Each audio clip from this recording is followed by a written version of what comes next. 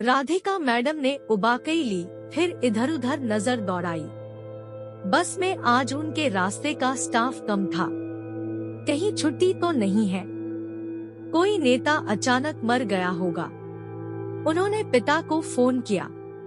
कोई नेता नहीं मरा था, छुट्टी भी नहीं थी। बस चलने लगी।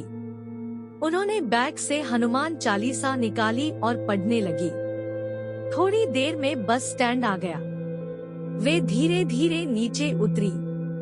घड़ी देखी, 8 बजे थे। आधा घंटा देर हो गई थी। वे आराम से चलते हुए स्कूल पहुंची। 3 से 4 छात्र आए थे।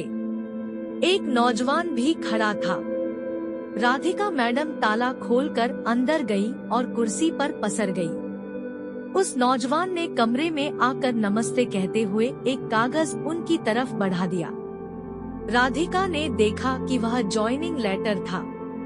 नाम पढ़ा, श्यामलाल आदिवासी। उन्होंने मुंह बनाया और श्यामलाल को कुर्सी पर बैठने को कहा। फिर पूछा, क्या आईपीएससी से चयनित हो? कितने नंबर आए थे? जवाब का इंतजार न करते हुए वे फिर बोली, इस गांव में सभी आदिवासी हैं। बच्चों को पढ़ाने नहीं भेजते। मैं तो थक गई। अब तुम कोशिश करो। यहाँ गांव में वनवासी संगठन का एकल स्कूल चलता है। बहुत से बच्चे वहीं पढ़ने जाते हैं। श्यामलाल बोल पड़ा, हम पढ़ाएंगे तो हमारे यहाँ भी आने लगेंगे। यह सुनकर राधिका मैडम का पारा चढ़ गया। उन्हें लगा कि यह नया मास्टर बना भील उन्हें निकम्मा कह रहा है। उन्होंने दबाव बनाने के लिए कहा, तुम मेरे पति को तो जानते ही होगे। सुगम भारती नाम है उनका, धर्म प्रसार का काम करते हैं। राष्ट्रवादी सोच है, बहुत दबदबा है उनका। अचानक राधिका मैडम को लगा कि श्यामलाल का ध्यान उनकी देह पर है। उन्होंने ब्लाउज से बाहर झांकती ब्रा की लाल स्ट्रिप को ब्लाउज में दबाने की कोशिश की। श्यामलाल के चेहरे पर उलझन थी। वह उठ गया और पढ़ने आए 4 से 5 छात्रों से बातें करने लगा। मिड डे मील बनकर आ गया। दाल में पानी ही पानी था। रोटियां कच्ची व कम थी। राधिका मैडम ने 55 छात्रों की हाजिरी भरी थी। श्यामलाल कुछ कहना चाहता था कि राधिका बोली, मैं तुम्हारा जॉइनिंग लेटर नोडल सेंटर में देने जा रही हूँ। यह लो स्कूल की चाबी। उनके जाने के बाद श्यामलाल ने गांव का चक्कर लगाया। घर घर जाकर बच्चों को पढ़ने के लिए भेजने को कहा। माँ बाप के मुंह से राधिका मैडम की बुराई सुनकर उसे लगा कि बहुत मेहनत करके ही स्कूल जमाया जा सकता है। दूसरे दिन राधिका मैडम रोजाना की तुलना में और देर से स्कूल पहुंची। 8:30 हो गए थे। स्कूल खुला था। तकरीबन 30 बच्चे क्लास में बैठे थे।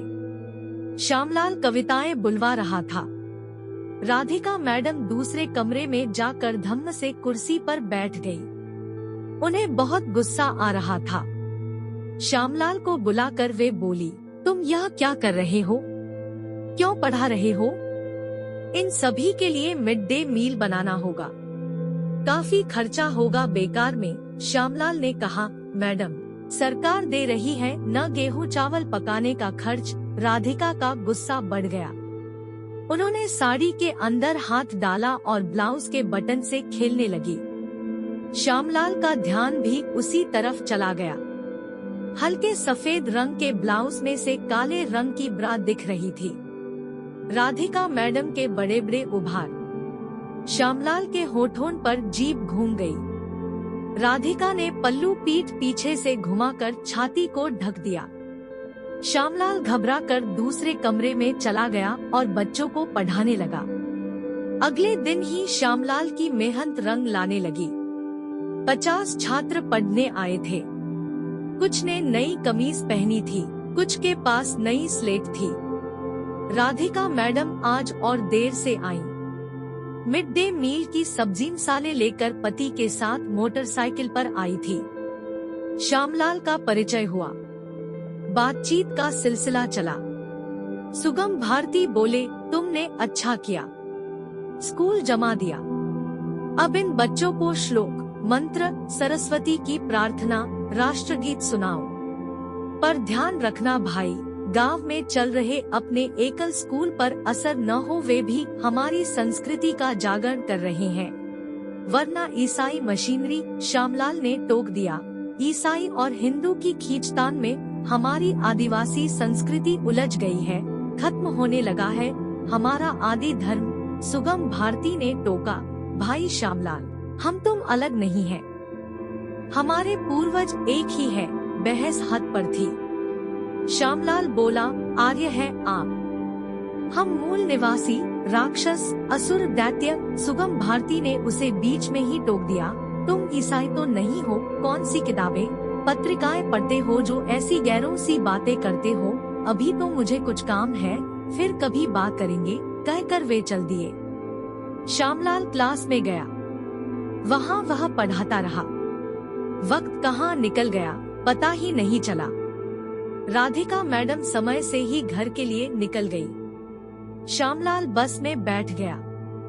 उसका विचार मंथन चल रहा था।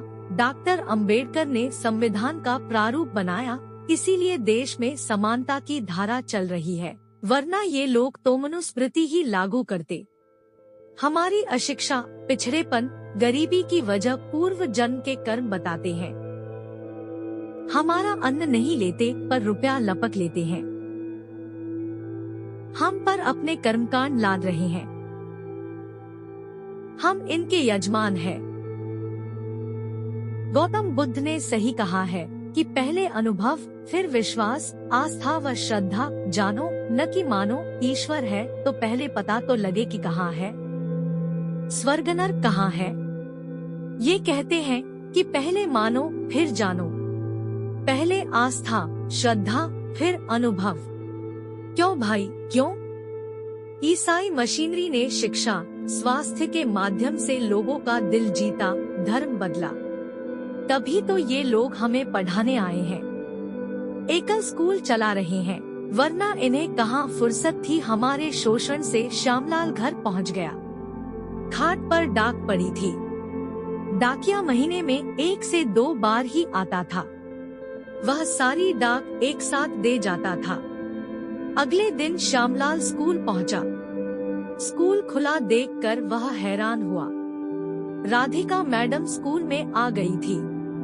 श्यामलाल ने नमस्ते कहा और वह क्लास में चला गया। राधिका का देर से स्कूल आना, जल्दी चले जाना, कभी कभी नहीं आकर दूसरे दिन दस्तखत करना चलता रहा।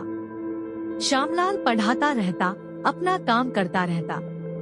कभी कभी दोनों एक साथ बैठते तो बातें चलती, मजाक होता, उंगलियों का छूना भी हो जाता।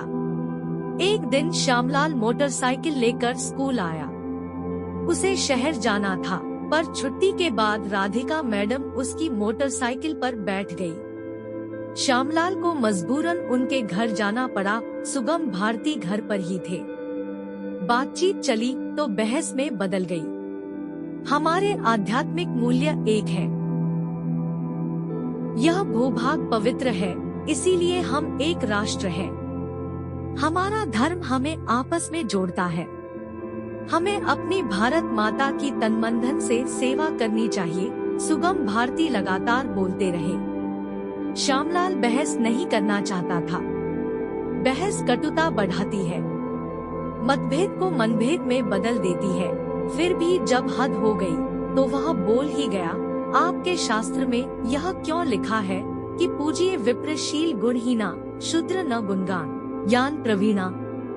इतने में सुगम भारती के दफ्तर का चपरासी रजिस्टर लेकर आ गया। उन्होंने 15 से 20 दिनों के दस्तखत एक साथ किए। श्यामलाल की आंखों में उठे सवाल को जानकर वे बोले, क्या करूं? राष्ट्र सेवा में लगा रहता हूं, दफ्तर जाने का वक्त ही नहीं मिलता। देश पहले है, दफ्तर तो चलता रहेगा। राधिका चाय लेकर आ गई। बहस रुक गई। घर परिवार की बातें चल पड़ी। एक दिन स्कूल में हाथ की रेखाएं देखते हुए राधिका ने अपना ज्योतिष ज्ञान बताया। तुम्हारे अनेक लड़कियों से संबंध रहेंगे। श्यामलाल मुस्कुरा दिया। राधिका ने कहा, भारती जी बाहर गए हैं, और वे भी मुस्कुरा दी। आपका समय निकलकर हमारे साथ था, इसके लिए आपका धन्यवाद। अगली बार फिर से मिलते हैं नए और रोचक वीडियो के साथ। चैनल को सब्सक्राइब करना न भूलें। धन्यवाद और शुभकामनाएं।